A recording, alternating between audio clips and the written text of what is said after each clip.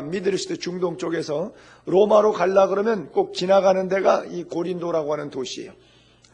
요즘은 비행기로 가지만 옛날은 배로 가니까 배 타고 가다 보면 한 번에 뭐 한 40일씩 2달씩 가기가 어려워요. 그리고 음식을 또 장만해야 되니까 비행기에서 잡수시면 기내식, 배에서 잡수시면 선식, 부식들을 계속해서 조달을 해야 돼요. 그러니까 이 항구 저 항구마다 사람이 타고 내리기도 하는데 물건도 다시 실어야 되고 이러다 보니까 항구 도시는 로마가 전부 다 군사 목적으로 점령을 했는데 대표적으로 고린도가 그렇게 점령을 당하고 있었던 그런 지역이죠. 헬라 제국 시절에도 알렉산더가 그것을 점령하기 위해서 와가지고 또 디오게네스를 만난 그런 장소이기도 하고요. 그래서 정치적인 상황이 그렇게 놓여져 있고 또 지리적으로도 그리스 본토의 아테네하고 스파르타하고 연결되는 펠로포니스 반도의 중심에 있어요. 그래서 우리가 흔히 말해서 교육하는 사람들이 아테네식 교육이다, 스파르타식 교육이다. 그 말로 지적으로 하는 것과 몸으로 몽둥이로 하는 것을 나눌 때 그 분기점 선상이 바로 고린도라고 하는 거예요. 아마 고린도 그 운하 가서 보신 분들 물길을 딱 나누면서 그 생긴 도시 거기가 기점으로 어떤 정치적, 지리적 이런 역사적인 맥락을 가지고 있고요. 또 당시는 운하가 없으니까 지금 우리가 봤을 때는 운하가 있었는데 고린도는 항구 도시는 두 개의 항구를 갖고 있죠. 바다의 신 포세이돈의 두 자녀의 이름을 따서 위에는 레기온, 아래쪽은 겐그레아. 사도행전 18장 18절에는 또 로마서 16장 1절에는 겐그레아 교회 베베 집사, 또 겐그레아에서 일찍 소원이 있으므로 머리를 깎았더라, 이런 단어들이 나오죠. 그래서 고린도는 두 개의 항구를 가지고 있는 그런 신화적인 배경을 가지고 있죠. 그리고 항구 도시가 어디든지 있지만 역전, 항구, 거기에 되면 사람이 모이고 돈이 모이고 유흥과 환락이 주어지다 보니까 고린도도 또 그들이 갖고 있는 영적인 상황이 어두움의 영이 비너스를 주격신으로 섬기니까 인간의 육체적인 신인데 육체미에 관한 신인데 그 비너스를 주격신으로 섬기고 그 신전에 제사 드리는 것처럼 또 실제 사람과 돈이 거기서 많이 이렇게 활락가에 흐르기 때문에 그래서 고린도전서에도 음행의 문제를 이야기를 다루고 있다시피 경제적인 면으로서도 향락 산업이 팽배했고요. 또 종교적인 상황에서도 뭐 철학도 있었지만 아시다시피 그 애굽의 이시스라고 하는 신전토도 있고요. 또 뭐 비너스 신전 뭐 말할 것도 없고요. 거기에 뭐 제우스 신전토도 있었고 아폴론 신전토도 있었고요. 또 몸 아프면은 우리가 기도원에 가서 기도하듯이 몸 아프면은 아스클레피우스 신전에 가게 돼요. 여러분 그 모세가 광야에서 뱀을 들었다고 그러는데 바로 미국의 서양의 앰뷸런스에 보게 되면 짱떼가 있고 뱀이 이렇게 모여 있는 게 그 앰뷸런스에 많이 붙어 있는데 거기서 유래된 거거든요. 그래서 그 아스클레피우스 신은 바로 이렇게 뱀 형상을 갖고 있는 신이에요. 그래서 치유, 사실 도구로 사람을 치료하기도 했잖아요. 고대 사회는. 그래서 그런 신전이 있어요. 그러니까 이집트의 이시스 신도 있죠. 자체내 뭐 아폴론 신의 태양의 신이라든지 아스클레피우스, 그 다음에 비너스 신도 있죠. 그리고 거기다 유대인의 회당도 있어요. 유대인의 회당. 그러니까 완전히 다종교, 어떤 다문화 속에서 유입돼 들어오는 범신론이 아주 팽배한 그런 사회죠. 그러니까 고린도 지역에서 복음을 전하려고 갔을 때 그들의 심성에 깔려 있는 건 정치적, 경제적, 사회적 그 상황에 의해서 사사시대입니다. 사사시대. 사사시대는 뭐죠? 제 소견에 옳은 대로 살아가는 스타일을 사사시대라 그래요.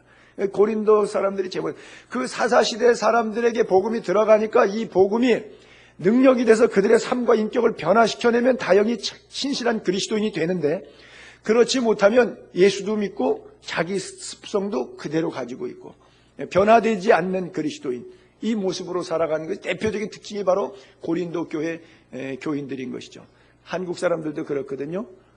이렇게 불교, 유교에 쩔어 있는 사람이 예수를 믿으면 예수식으로 믿지 않고 불교식으로 예수 믿고 유교식으로 예수 믿고 그 전통 문화. 그래서 우리 교인들하고 저하고 갈등이 있을 때 우리 교인들이 저한테 늘 하는 얘기가 뭐냐면 목사님은 외국에 오래 살았고 외국식이라고 그리스식이라고. 그러면 저는 이거 거꾸로 항변하죠. 외국식이다 한국식이다 하지 말고 한국 하나님, 그리스 하나님, 미국 하나님이 다른 게 아니고 성경에 뭐라고 써 있느냐가 중요한 것이지 이게 내가 외국식으로 하는 게 아니라고. 왜 외국에 알긴 제가 뭘 알아요. 조금 살았다고 외국 알아요. 뭐 23년 알면 외국 압니까? 평생 살아도 왜 공부를 하죠? 그러니까 우리는 자꾸 우리가 갖고 있는 틀, 구조, 문화, 여기에다가 복음 하나 더 애드되면, 첨가되면 이 복음이 전체를 잡아먹어야 되는데, 아무리 복음이 들어왔는데도 자기가 갖고 있는 것이 복음을 잡아먹어 버리면, 그러면 힘없는, 역동성이 없는 그리스도인이 되는데, 바로 고린도 교회 교인들이 그런 거예요. 그래서 사도 바울이 자랑한다. I'm so proud. 뭘 자랑했냐 하게 되면 하나님 앞에서 거룩하게 살고 진실하게 행하는 것. 그래서 살아가는 라이프 스타일에 있어서 머리 쓰죠. 누구나 다 머리 써야지. 뭐 돈도 벌고 공부도 하고 머리 써야 되는데, 그 머리 쓰는 것이 사람의 지혜를 머리 쓰는 것이 아니라 전적인 하나님의 은혜로 살아가기로 결심한 거예요. 여러분, 사람의 지혜로 머리 쓰면 그 머리 쓴 인간이 살아가는 라이프 스타일이 거룩하겠습니까? 진실하겠습니까? 그렇지 않을 수 있겠죠. 사람의 지혜대로 살면. 근데 사람의 지혜가 있어도 정치적, 경제적, 사회적 이런 그 고린도가 갖고 있는 배경을 그런 식으로 잔뼈가 굵어서 그 땅에 살았다고 할지라도 하나님의 은혜에 잠기면 사람의 생각대로 살지 않겠죠. 그렇죠? 하나님의 은혜에 잠기면 거룩해지고 진실하게 되겠죠. 그것이 바로 12절의 시작이 바로 그렇게 되는 거예요. 12절 한번 다시 띄워볼게요.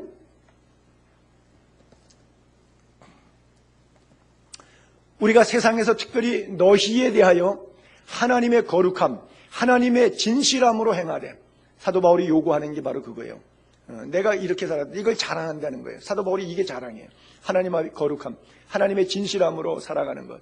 그래서 어떻게 안 사는 거예요? 육체의 지혜로, 사람 머리 쓰는 거 잔깨로 살아가지 않고 하나님의 은혜 안에는 그 거룩함과 진실함이 들어가 있는 거죠. 그렇게 산다는 거죠. 우리 양심이 증언하는 바라는 거죠. 당신들 알지 않느냐? 내 속에서 내가 감히 말할 수 있다. 나 이렇게 살았다고. 바울은 그런 얘기 많이 하잖아요. 내가 그리스도를 본받은 것처럼 너희가 나를 본받았으면 좀 좋겠다. I'm so proud. 예수 그리스도 안에서 거룩하다, 진실하다. 우리의 자랑. 여러분 자랑은 뭐예요? 학벌이에요? 돈이에요? 예수 믿은 지 50년 된 연조예요? 여러분 자랑 뭐예요? 사도 바울이 지금 뭘 자랑하고 있어요? 하나님의 거룩함, 하나님의 진실함. 어떻게? 인간의 지혜, 육체적 지혜가 아니라 하나님의 은혜로. 은혜는 다른 말로 얘기하면요, 쉽게 이렇게 이해하면 돼요. 은혜는 뭐냐? 공짜다. 내 거 아니에요. 본전 없어요. 그냥 공짜. 그걸 은혜라 그래요. 하나님의 은혜라는 것은 뭐냐? 공짜예요. 구원은 공짜예요. 인간의 지혜로, 머리 써갖고 육체로 이렇게 얻어지는 것이 아니라 100% 공짜로. 그러니까 그리스도 안에서 자랑스럽게 살아갈 수 있는 거룩함과 진실함이 어디에서 오느냐? 하나님의 은혜, 하나님이 거저 부어주실 때 가능하다는 것이죠. 그래서 내 생각 내려놓고 내가 정치적, 경제적, 사회적, 문화적, 철학적 인생을 살아온 나이에 의한 경험적으로 다 많이 가지고 있어도 내 것 가지고 풀러나가려고 하지 말고 내려놓고 공짜로 하나님이 주신 은혜를 따라서 살면 내 안에 하나님이 나를 운전하시니까, 말씀이 나를 이끌어가니까 내가 거룩하게 살 수 있고 진실하게 살아갈 수 있다고 하는 것이죠. 13절, 14절에도 오직 너희가 읽고 아는 것 외에 우리가 다른 것을 쓰지 아니하노니 너희가 온전히 알기를 내가 바라는 것은, 사도 바울 목사님을 고린도 교회 교인들이 잘 몰라요. 그러니까 사도 바울이 내 마음을 완전히 알아주기를 바란다 이렇게 말하고 있어요. 지금 커뮤니케이션이 잘 안 되고 있는 거예요. 그러니까 사도 바울이 지금도 비난받잖아요. 고린도 전서에서 후서를 쓰게 된 배경을 제가 설명했잖아요. 오전에. 그래서 14절에 너희가 우리를 부분적으로 알았으나, 그러니까 오해가 생긴 거예요. 완전히 알기를 원한다. 부분적으로 알았기 때문에. 우리 주 예수의 날에는 너희가 우리 자랑되고 우리가 너희의 자랑거리가 됐으면 좋겠다. 이렇게 얘기를 해볼게요. 제가 죽었어요. 여러분들도 다 돌아가셨어요. 그리고 천국에서 심판대 앞에 섰어요. 근데 내 목회의 자랑이 여러분이에요. 그리고 여러분들의 신앙생활의 자랑은 손 목사님이에요. 그리고 서로 하나님 앞에 자랑하는 거예요. 내가 좋은 성도 만나서 아름다운 목장 만들어서 영원 생명 살리는 일에 기쁨으로 사역 잘 감당했습니다. 내 힘으로 하면은 뭐 돈도 없고 능력도 없고 아는 것도 없고 백도 없어 잘 못했을 텐데 그분이 도왔고 이분이 도왔고 저분이 도왔고 여러분들이 내 자랑거리가 되는 거예요. 그리고 반대로 또 여러분들이 천국 가서 하나님 앞에 거꾸로 얘기하는 거예요. 내가 내 인생이 내 건 줄 알고 살았는데 손 목사님을 통해서 말씀을 듣고 보니까 내가 이래서 구원받게 됐고 이래서 은혜 받게 됐고 이래서 주 앞에 헌신하고 충성하고 정말 내 멋대로 살 인생이 말씀 때문에 은혜 때문에 하나님 뜻대로 살다가 하나님 앞에 서게 돼서 이렇게 생명이 멸류관 의의 멸류관 받아쓰게 될 수 있으니까 우리 목사님 so proud 자랑이 그 얘기예요. 너희가 우리 자랑되고 우리가 너희 자랑됐으면 좋겠다. 바울은 마음이 그런 거예요. 고린도 교회 바울과 고린도 교회 교인들의 마음이 지금 그렇게 얘기하는데 실제는 희망사항인 거예요. 13절에 너희들이 나를 잘 모르니까 내가 그렇게 목회해도 나에 대해서 너희들이 의심을 갖고 있구나. 그리고 안다고 해봐야 고작 부정적인 것, 부분적인 것 그 정도만 알지 내 속내를 잘 모르는구나. 지금 바울의 답답한 심정이 거기에 그대로 들어가 있는 거예요. 그래요. 제가 우리 지난 주일날 큰아버님 모신다고 가서 한 20분 동안 집에서 가정 예배 드리고 모시고 약속하기로 갔던 교회는 큰아버님이 갔더니 폐렴 때문에 누워 계세요. 파자마 입은 채로 계시더라고요. 그래서 그냥 그 집에서 예배 드리고 제가 혼자 약속됐던 교회를 갔어요. 그리고 나서 그 목사님에게 했더니 그 목사님이 간다고 사전 얘기 다 해나갔고 메시지를 부자가 천국 가는 것이 낙타가 바늘구멍 들어가면 어렵다. 그 주제로 말씀을 잘 준비해 오셨더라고요. 그래서 너무 심했다. 내가 들으면서도 큰아버지 안 오는 게 얄뻔한 것 같으다. 다시는 교회 안 온다고 그랬겠다. 이분이 막 흥분해가지고 그냥 내가 사전에 좀 교감을 나눴더니 상황을 설명했더니 막 그래서 일단 제가 메시지는 집에서 하고 본인이 뭐 그냥 폐렴 때문에 누워갖고 파자마 입고 누워 계시더라고요. 그냥 누워 계신 상태에서 앉으셔서 이렇게 예배를 드렸고요. 오다가 또 오후에는 남서울교회를 갔어요. 제가 안식년 1년 동안 다녔던 교회이기 때문에 지금은 이제 이철 목사님 이후에 화정부 목사님이라고 하는 분이 계시더라고요. 그래서 오후 예배를 거기서 드리고 이제 내가 이쪽으로 넘어왔는데 예배 설교 가운데 지난주 설교죠. 아마 그 CD나 동영상 남서울교회 들어가면 그대로 있을 거예요. 얘기를 하나 하시는데 그러시더라고요. 자기 부인하고 결혼할 때 같은 고향 사람하고 결혼했대요. 대학에 같은 대학을 다녔대요. 교회를 같은 교회를 다녔대요. 신앙과 꿈과 비전이 다 같으더래요. 연애 시절에 얘기하니까. 그러니까 굉장히 잘 맞을 줄 알았대요. 웃으시는 거 보니까 그 다음 얘기를 다 하셨어. 근데 결혼하고 막상 사는데 말이 전혀 안 통하더래요. 그래서 자기가 자기 아내한테 제일 많이 한 얘기가 바로 그거예요. 내 배를 째고 가슴을 보여줄까? 그 얘기를 제일 많이 했대요. 그래요. 지금 사도 바울이 아마 고린도 교회 교인들에게 후서를 쓰는 배경이 그렇지 않겠는가 이렇게 생각해요. 저도 이렇게 목회하면서 오해, 감정, 몰리해 이런 걸로 공동체를 떠나는 그런 교인들도 많이 있고 내 딴에는 잘한다고 하지만은 또 그렇지 못한 면들도 있고 그런 아픔들이 있는데 이건 모든 교회가 갖는 거예요. 뭐 바울만 그런 것도 아니고 고린도 교회만 문제도 아니고 우리 교회 문제도 아니고 전 세계 모든 교회들과 성도들과 교육자들 사이에 뭐 자연스럽게 있는 이야기들이죠. 그래서 제가 이 원고를 작성하다 보니까 3회 차이더라고요. 그런 무슨 얘기냐면 오해와 이해 차이는 3회 차이더라고요. 혼자 설교 원고 쓰면서 혼자 피식피식 웃었어요. 이렇게 설교하면 교인들도 웃을 거라고 생각하면서. 그렇죠? 5회와 2회 차이는 3회 차이예요. 그래서 해라고 하는 것을 5회, 2회라고 하는 것을 한자를 변환 검색해갖고 찾아보니까 풀해자더구만요. 5회, 2회 할 때 풀해자를 써요. 그릇되게 풀었다, 바르게 풀었다. 오해다, 얘다. 그러니까 결국은 푸는 거예요. 근데 이게 안 풀리는 거예요. 그리스에 보게 되면 알렉산더 대제가 세계를 통일전하는데 한 지역을 넘어갈 때 유럽에서 아시아로 점령할 때 고르디온이라고 하는 지역인데 그 고르티스의 매듭이라고 하는 그런 스토리가 있어요. 그 고르디온이 그 매듭이 있는데 신전 기둥에다가 말과 함께 이거 묶어놓은 매듭이었어요. 근데 신탁을 계시를 내린 거예요. 뭐냐면 이 매듭을 푼 사람만, 전쟁을 하다 보니까 왔다 갔다 하니까 이 매듭을 풀어야 그 다음 아시아의 왕이 될 수가 있다. 아시아의 지배자가 될 수 있다. 이걸 못 풀면 가서 전쟁에도 승리하지 못해서 결국 패망하기 때문에 결국 이 고르디온의 매듭을 풀고 가야 된다. 그래서 역대 황제들이 그 지역 아시아를 점령하기 위해서 동방원정 나갔을 때 그걸 다 풀려고 그랬는데 이 매듭을 아무도 못 풀었어요. 근데 알렉산더가 풀어요. 어떻게 푸느냐? 칼 갖고 와라. 그러더니 막 꼬여있는 실을 갖다 실파 이런 거 갖다가 칼로 단칼에 내리치니까 그냥 풀려버려요.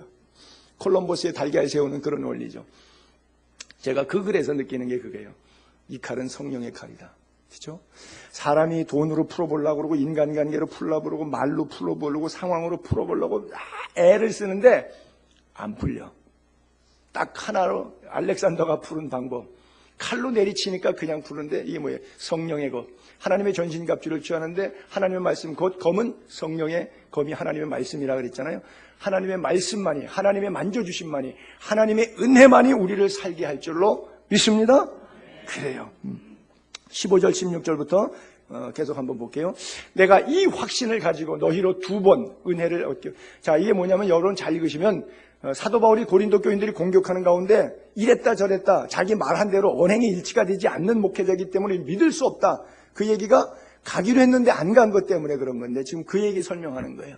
내가 이 확신을 가지고 너희로 2번 은혜를 얻게 하기 위하여 너희에게 먼저 이르렀다가 너희를 지나서 갔다가 온 거예요. 그 두 번째 이제 마케도냐로 갔다가 지금 데살로니가 빌립보 쪽에 올라왔다가 다시 마케도냐에서 고린도로 너희에게로 내려가서 너희가 거기 도와주면 선교비 좀 해주면 유대로 예루살렘 쪽으로 이렇게 구제비 가지고 예루살렘 흉년 구제비 가지고 이렇게 가기로 이렇게 계획을 세웠으니 맨 처음에 이런 계획을 세웠는데 그대로 안 했어요.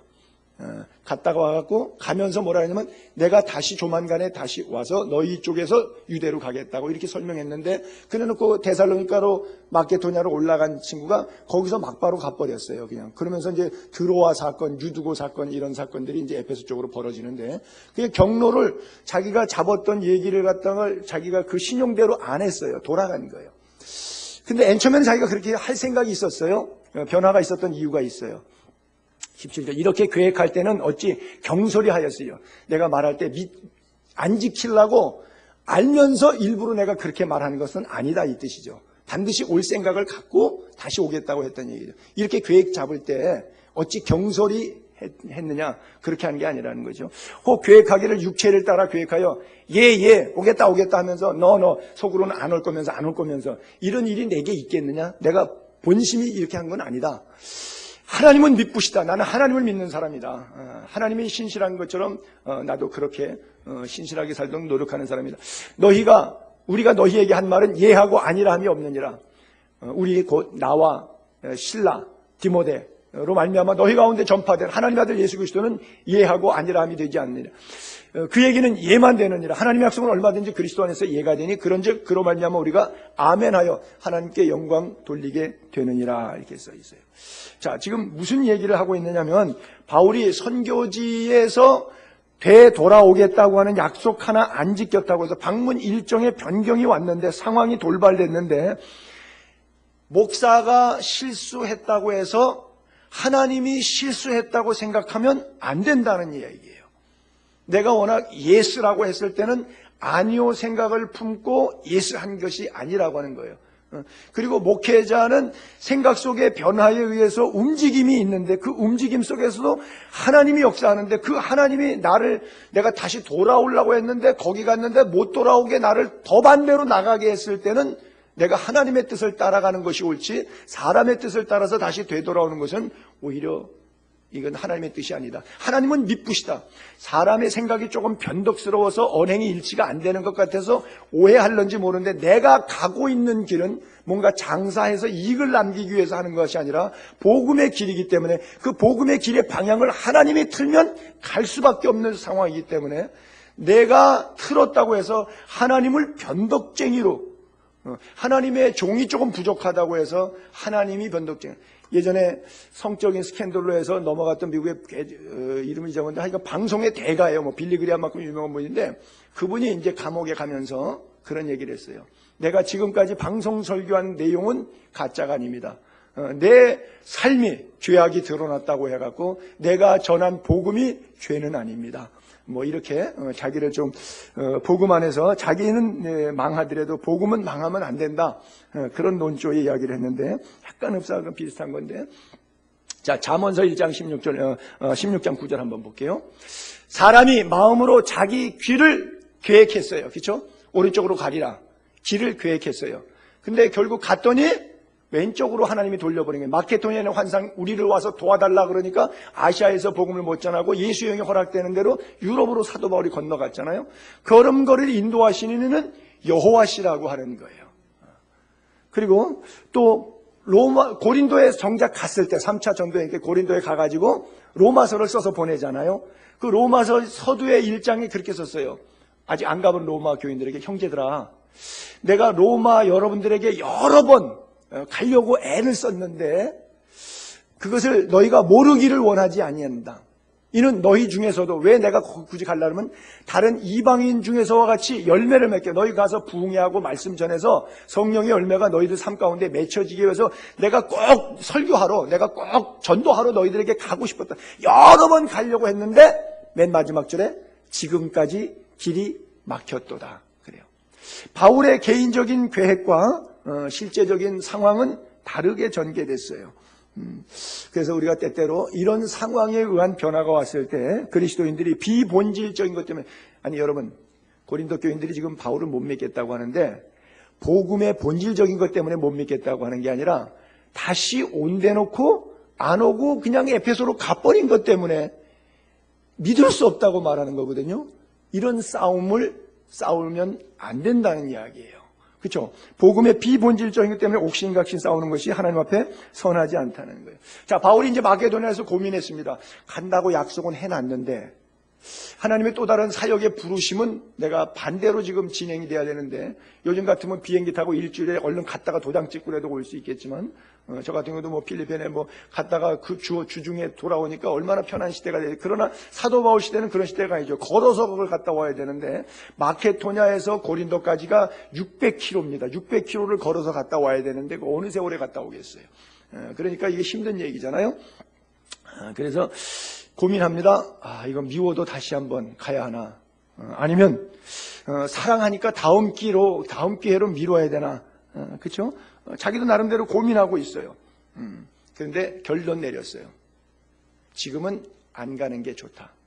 왜 안 가는 게 좋다? 마음속에 기도하는 가운데 또 가서 지금 고린도 교회 분쟁이 있는 것 때문에 내 설교를 받아들이는 사람, 반대하는 사람, 시험된 사람 이제 갈등하고 있으니까 가서 설명하고 얘기하면 아하 그런 거예요라고 이해되기보다는 감정이 극에 달았기 때문에 오히려 더 큰 오해와 문제가 발생될 수 있겠다. 그러니까 지금 때를 참아서 기다리면서 가지 말자. 너희들을 위해서 안 가겠다. 이런 결정을 내렸어요. 그게 우리가 22절까지만 읽었는데 23절 그 다음 절이었는데 이게 뭐냐면, 내가 내 목숨을 걸고 하나님을 불러 증언하시게 하노니 내가 다시 고린도에 가지 아닌 것은 너희를 아끼려 함이라. 여기에 중심에는 뭐가 있냐면요, 사도 바울이 가면 이 양반이 입이 걸어요. 그래서 너희들 예수 그따위로 믿어갖고 되겠냐고 한바탕 난리치고 싶은 거예요. 내가 뭐 재정 문제로 인해서 간다고 했다가 안 갔다고 했다는 것으로 인해서 너희들이 하나님의 사람을 뭐 도대체 우습게 알고 너희들이 과거에 어떻게 살아왔는지는 생각도 못하고 감히 나한테 그런 식으로 뭐 이러고 막 공격을 해대면 설명하러 가가지고 싸우는 거예요. 그러니까 차라리 그들을 아끼는 마음으로 지금은 안 가는 게 좋겠다. 그러고서는 마음의 결정을 내리는 거예요. 왜? 진심이 통하지 않는데 삼자 대면하듯이 싸우는 모양새가 되기 때문에 그냥 하나님이 만져주실 때까지, 때가 차기까지 기도하기로 결정한 거예요.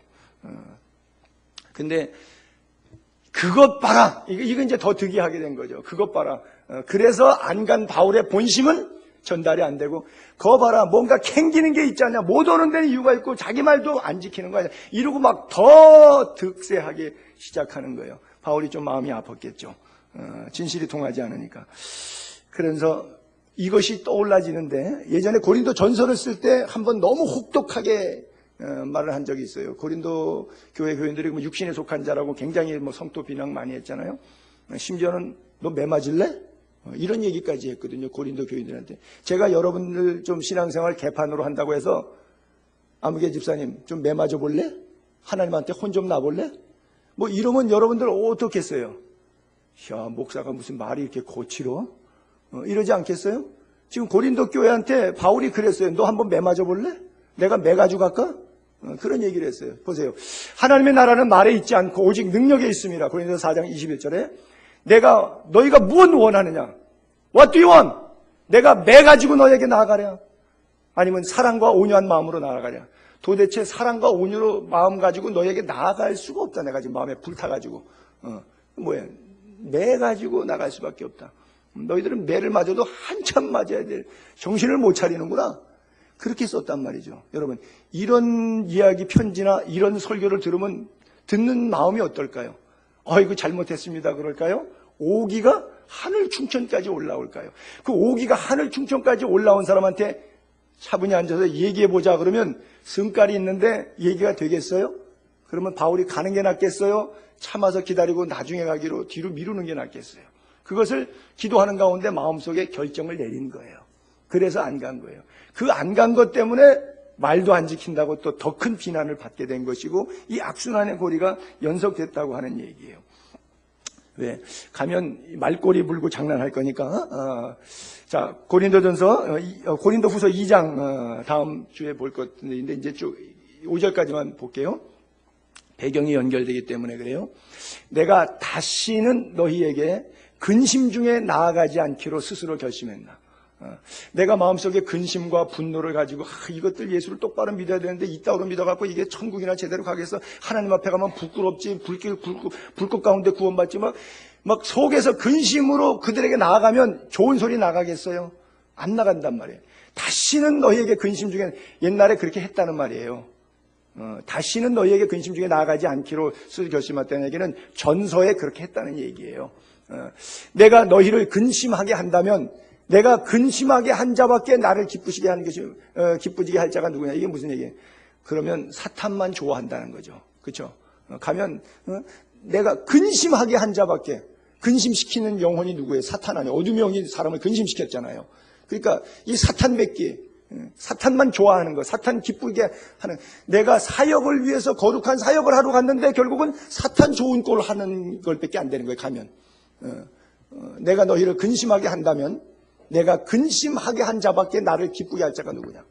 내가 이같이 쓴 것은 내가 갈 때 마땅히 나를 기쁘게 할 자로부터 도리어 근심을 얻을까 염려하며 또 너희 모두가 나에 대한 기쁨이 너희 모두의 기쁨인 줄 확신함이로다. 자, 계속해서 4절 5절. 내가 마음에 안 가지만 안 간다고 욕해도 안 가죠. 내가 마음에 큰 눌림이 있어요. 또 걱정이 있어요. 또 눈물이 있어요. 많은 눈물로 너희에게 쏟노니. 그래서 고린도후서는 눈물의 편지라고도 해요. 이는 너희로 근심하게 하려 함이라. 근심하기 위해서 그렇게 하는 게 아니라 오직 내가 너희를 향하여 넘치는 사랑이 있음을 너희로 알게 하려 함이라. 이 사랑이 그들에게 전달될까요? 전달이 안 되죠. 그렇죠? 아무리 그들을 영혼을 근심하고 내 마음속에 교회를 향해서 눌림과 걱정을 하고 눈물로 그들을 사랑으로 넘치는 사랑으로 대하지만 그 사랑이 그들에게 전달될까요? 전혀 전달은 안 됩니다. 그러니까 안 가는 거예요. 근심하게 한 자가 있었을지라도 나를 근심하게 한 것이 아니요 어느 정도 너희 모두를 근심하게 한 것이냐. 어느 정도로 하면 그 어느 정도라고 하면 어떤 정도냐면 내가 너무 지나치게 말하지 아니하려 함이라. 그 얘기는 뭐냐? 가면 내 말이 아무래도 하다 보면 지나친 말을 하게 된다는 거죠. 아무래도 지금은 내가 글로 편지를 쓰면 점잖게 자꾸 수정하면서 쓸 수 있는데 말하다 보면 답을 듣다 보면 답답해갖고 야 그건 그게 아니고 말이야 이거야 그러고 팍 하고 터지면 그때는 사태가 더 악화되는 거예요. 그래서 그런 근심 하는 것 때문에 차라리 내가 가지 않겠다. 왜? 말이 내가 거칠게 나갈 가능성이 많기 때문이다. 그렇게 표현하고 있는 거예요. 자, 이 구절을 유진 피터슨이 메시지 성경으로 썼는데 그 구절을 한번 제가 이렇게 편안한 구절로 서체로 썼어요. 이렇게 말하고 있어요. 그래서 나는 여러분과 나에게 아픔을 줄 수 있는 또 다른 방문을 자제하기로 결심한 것입니다.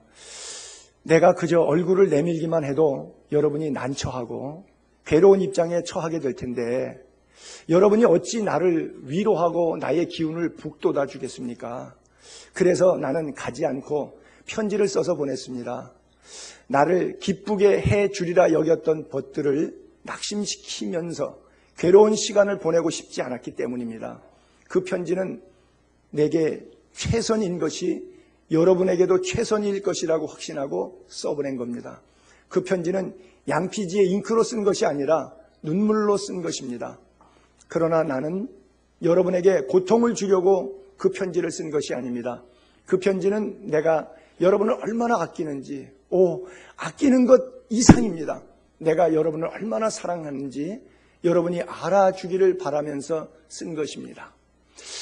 여러분이 교회 안에 이 모든 일을 일으킨 장본인, 곧 이 모든 고통을 안겨준 문제의 인물을 두고 말씀드립니다. 이 일로 상처를 입은 사람은 나 한 사람만이 아니라 몇몇 사람을 제외한 여러분 모두라는 사실을 알아두기 바랍니다. 그래서 나는 심하게 책망하지 않으렵니다. 안 가는 이유를 똑같은 성경인데 유진 피터슨에 쓴 메시지 성경, 그러니까 쉬운 성경으로는 이렇게 글을 풀어놓으니까 조금 더 어감이 쉽게 이해가 되죠. 그래요. 사도 바울의 진심 어린 이런 표현들을 사용하지만 그러나 그들은 계속 의심의 눈초리로 특별히 크게 세 가지 비난했죠. 하나는 말과 행동이 다르다. 두 번째는 구제비 걷어갖고 자기 감정대로 주고 싶은 사람 주기 위해서 교회 헌금 문제에 대해서 재정 문제에 손댄다. 그리고 셋째는 사도도 아닌 주제에 감히 이래라 저래라 우리 보고 뭐라고 구시렁댄다. 지는 예수님 십자가에 못 박는 일에 앞장서고 스데반을 때려 죽인 놈 주제에 뭐 감히 나중에 회개했다고 해서 자기 과거도 모르고 감히 우리 보고 이래라 저래라 신앙생활에 이런 거니 저런 거니 주절된다. 이러고선 세 가지로 강하게 성토하고 비난했죠. 자, 빌립보 교회 교인들도 사실 그런 면이 약간 없지 않아 있었어요. 그래서 빌립보전서에 보게 되면 이제 1장에는 어떤 사람은 착한 뜻으로 복음을 전하고 어떤 사람은 나에게 괴로움을 더하게 하려고 하지만 어떤 모양으로 하던 그리스도만 전가되면 나는 그냥 기쁘다. 그런 식으로 이야기를 했는데 나중에 그 빌립보 교회 교인들이 복음의 시초에 사도 바울이 2차 전도행 첫 무렵에 헌금을 많이 해줬어요. 반복적으로 했고요. 로마의 감옥에 있을 때도 영치금을 선교금으로 보내줬어요. 담임 목사 에바브로 디도편에 헌금을 갖다가 보내줬어요. 그것을 받고 쓴 편지가 바로 빌립보서인데 이런 표현이죠. 데살로니가 있을 때, 사도 바울 데살로니가 있을 때도 너희가 빌립보 교회 교인들이 한 번뿐 아니라 두 번씩이나 나의 쓸 것을 보내었도다. 선교비 보내줬죠. 내가 선물을 구함이 아니요 오직 너희에게 유익하도록 풍성한 열매를 구함이라. 내게는 모든 것이 있고 또 풍부한지라. 에바브로 디도 목사님이 빌립보 교회 담임 목사님인데 돈 가지고 로마로 왔어요. 그 편에 너희가 준 것을 받음으로 선교비 받았죠. 내가 풍족하니 이는 받으실 만한 향기로운 제물이요 하나님을 기쁘시게 한 것이라 그랬어요. 자, 이걸 놓고 빌립보 교회 교인들은 반반 나눠지는 거예요. 정말 바울 목사님을 좋아했던 분은 문자 그대로 그것을 수용해내는 것이고 바울 목사님을 반대했던 사람들은, 찬성하지 않았던 반대했던 사람들은 지가 쓴 주제에 뭐 하나님이 받으셨다고 무슨 향기로운 제물이라고 돈 더 내게 하려고 아주 생쇼를 하는구나. 하나님을 기쁘시겠다고. 지가 돈 받아서 호주머니에 넣어갖고 지가 두둑해갖고 기뻐갖고 좋아했으면서 하나님을 기쁘시게 한 것이라고 말하네. 아주 생쇼를 하는구만. 이러고서는 비난을 하는 거예요. 양쪽으로 갈라지는 것이죠. 그래요. 자, 21절하고 22절 마지막 부분 보겠습니다. 우리를 너희와 함께 그리스도 안에서 굳건하게 하시고 하나, 그리스도 안에서 굳건하게. 두 번째, 우리에게 기름을 부으시는 하나님. 두 번째, 우리에게 기름을 부으신 하나님. 세 번째는 또 그가 우리에게 인침으로 보증으로 우리 마음에 성령을 주셨다. 세 번째는 성령을 주셨다. 이게 바울의 메시지에 그들에게 부탁하는 것이면서 권유하는 거예요. 첫째는 그리스도 안에서 굳건해지십시오. 두 번째는 여러분은 하나님이 보통 사람이 아니라 기름 부어주신 하나님이 여러분 기름 부어주신 성도들입니다. 그리고 세 번째, 그 하나님이 우리를 도장으로 꽝 찌고 보증서 줄 뿐 아니라 우리 마음에 불길 같은 뜨거운 성령의 은혜를 주셔서 은혜를 따라 살게 하신 그런 사람들입니다. 우리가 비본질 것 때문에 마음 상해서 서로 다투고 이러고서는 마귀 좋아하는 거 누구 좋자고 하는 이런 것 하지 말고 우리가 정말 그리스도 안에서 굳건히 서 있고 기름 부음 받았기 때문에 성령 충만한 대로 성령이 원하신 대로 살아가자. 즉 말씀 안에서 굳게 세워지면 비바람이 나고 창수가 나도 산상수훈 마지막 7장의 결국 결론이고 지혜로운 사람과 어리석은 사람 비바람 창수가 나도 흔들리지 않는 반석에 세운 견고하여 흔들린. 여러분 시편 16편 8절에 보게 되면 이런 구절이 있죠. 내가 여호와를 항상 내 앞에 모시며 그가 하나님이 나의 오른쪽에 계심으로 내가 흔들리지 아니하리로다. 할렐루야. 여러분 오른쪽에 하나님이 계신 거 임재가 느껴져요? 늘 느끼시기 바랍니다. 항상 내 앞에 모신 하나님.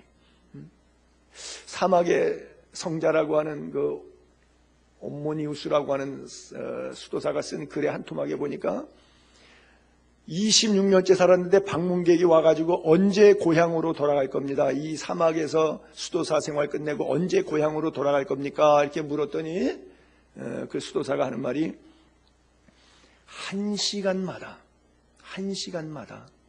십자가가 내 눈앞에 나타나서 그 주님이 보이고 십자가에 흘리시는 보혈 때문에 내 죄가 생각나서 감격의 눈물이 흐를 때 그때 제가 이 수도를 마치고 돌아갈 겁니다. 왜요? 30분 지나고 1시간 지나니까 또 정욕과 죄가 나를 꿈틀거려가 있고서는 견딜 수가 없다는 거예요. 26년 도를 닦았는데도 아직 완성이 안 되니까 언제 끝날 것이냐. 1시간마다 십자가가 보이고 고난의 주님 때문에 내가 너무 내 죄 때문에 돌아가신 주님 감격해서 눈물이 1시간 간격으로 흐를 때 그때 나는 이 사막에서 돌아갈 겁니다. 그래요. 너무 감동적이었어요.